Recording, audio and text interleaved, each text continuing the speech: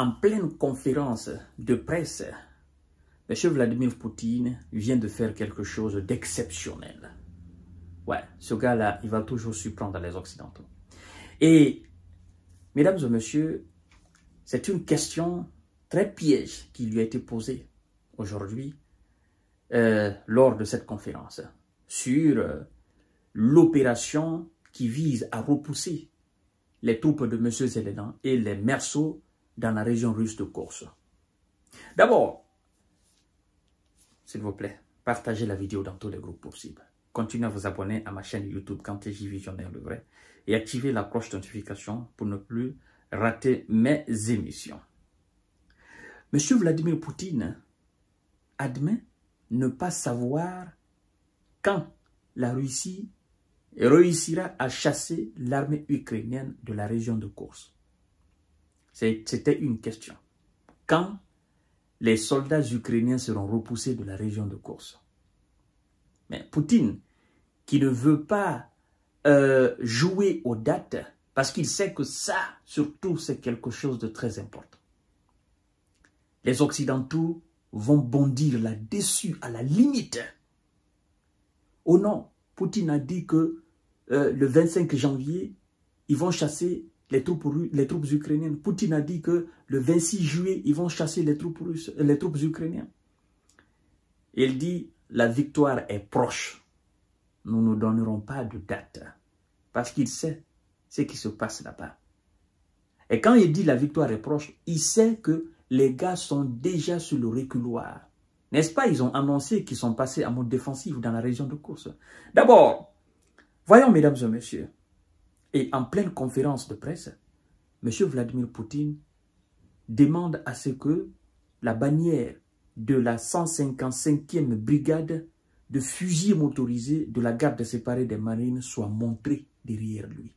Vous avez vu l'image là. Alors que le président russe Vladimir Poutine venait d'affirmer lors de sa conférence de presse qu'il communiquait régulièrement avec les combattants du front en Ukraine, il a demandé à ce que soit montrée derrière lui la bannière de la 155e brigade motorisée de la garde séparée des marines. C'est une façon de les rendre hommage. Et aujourd'hui, le monde entier voit, le monde entier en parle. C'est très important. C'est très important venant du président de la Fédération de Russie. Puis, il a déclaré que les militaires russes agissent de manière héroïque. Et de continuer, les capacités des forces armées augmentent. Et chaque jour, nos combattants reprennent des kilomètres carrés de territoire. Vous comprenez? Chaque jour. Ben, ça, c'est pas... il n'a même pas besoin de le dire, parce que ça, nous le savons. L'Ukraine même confirme.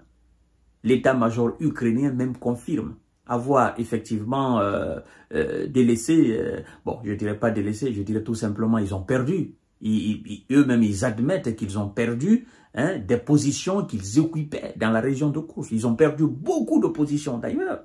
Aujourd'hui, on dit carrément qu'ils ont... en fait, ils occupent partiellement. Même les Occidentaux utilisent ce terme-là. Ce sont eux-mêmes qui utilisent ce terme-là. Les forces ukrainiennes occupent partiellement, n'est-ce pas, voilà, des portions de territoire russe. Ouais, donc avant, ils se vantaient en disant, non, et ils ont occupé 1400 km². Aujourd'hui, c'est plus ça. On parle même plus de la moitié des 1400. Non, on dit partiellement, c'est-à-dire ils occupent un tout petit peu. Et même le tout petit peu, là où ils sont là, ils sont chaque fois, à chaque instant, 24 heures sur 24, 7 jours sur 7, ils sont acculés, mesdames et messieurs. Ils sont acculés par les forces russes. Alors, puis déclarer que les militaires russes agissent de manière héroïque. Les capacités des forces armées augmentent et chaque jour, nos combattants reprennent des kilomètres carrés de territoire. La conclusion de M. Vladimir Poutine dit, je cite, « La victoire est devenue plus proche. » Tout le monde sait. Même l'état-major ukrainien sait que la victoire de la Russie est plus proche dans sa propre région russe qu'on appelle Kursk. Parce qu'eux-mêmes, ils admettent qu'ils sont en position défensive. Ils n'attaquent plus. Donc, eux, ils sont en position défensive. Ils se sont recroquevillés, au fait. On attend. Mais là où nous sommes là, il ne faut pas qu'ils nous délogent ici. Mais là où ils attendent même, là-bas, ils ont des épines dans le pied. Là-bas, le fer est rouge. Là-bas aussi, c'est un volcan. Ouais. Donc, il n'y a aucune chance pour eux de rester sur ce terreau. Moi, je dis même que d'ici la fin de cette année, bon, on va parler beaucoup plus loin de la région de Kursk, parce que ce qui va rester, ça sera insignifiant en fait. Je dis d'ici la fin de cette année. C'est pas Vladimir Poutine qui a dit cela. Mais au vu des informations qui nous parviennent, ben, moi je dis d'ici la fin de cette année, on va beaucoup moins parler de la région de Kursk. Alors, la victoire est devenue plus proche. Alors, en ce moment même, Vladimir Poutine il a été demandé par une habitante de la région de Kursk, d'accord, quand est-ce les soldats russes vont réussir à déloger complètement, mettre hors d'état de nuire les troupes de M. Zelensky. Et donc, M. Vladimir Poutine admet carrément que il ne sait pas, d'accord. Il déclare qu'il ne voulait pas donner de date précise. Et effectivement, dans de telles conditions, c'est un combat. Hein? C'est un combat. Et quand c'est comme ça, il faut éviter de donner les dates pour ne pas se faire ridiculiser après. C'est un combat. C'est un combat militaire, c'est un conflit militaire. Ouais. Donc, moi je pense que c'était très intelligent de sa part. Même s'il sait, même s'il a une idée déjà, d'accord, de quand les hommes de Zelensky et ses supplétifs seront mis hors d'état, ils seront complètement neutralisés. La région sera définitivement nettoyée, même s'il a une date précise dans la tête. Il ne peut pas le dire maintenant. Non, il ne peut pas le dire maintenant. Donc, il attend jusqu'à ce que ça finisse. De toutes les façons, l'objectif, c'est pas de fixer une date. L'objectif, c'est de les neutraliser, c'est de les chasser de cette région, c'est de nettoyer la région afin de sécuriser la région et permettre aux habitants de revenir définitivement dans leur propre région.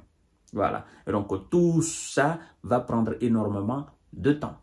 Même si aujourd'hui, les soldats russes venaient à mettre complètement les soldats ukrainiens hors d'état, n'est-ce pas, de la région de Kursk, ce n'est pas aujourd'hui que les habitants vont revenir. Il faut nettoyer définitivement la région.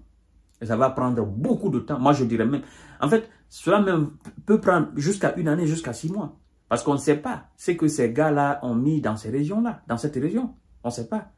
On ne sait pas combien de mines ils ont posées là, dans les bâtiments. Donc, ça demande un travail minutieux, un travail de nettoyage très minutieux, très méticuleux.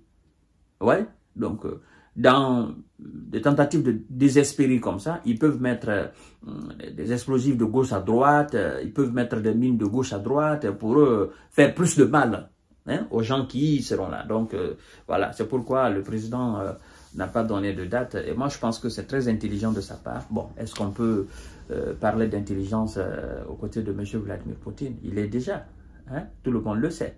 Voilà, mesdames et messieurs, je vous reviens tout à l'heure encore une fois pour d'autres sites d'information et de décortiquage. Partagez la vidéo dans tous les groupes possibles. Merci beaucoup.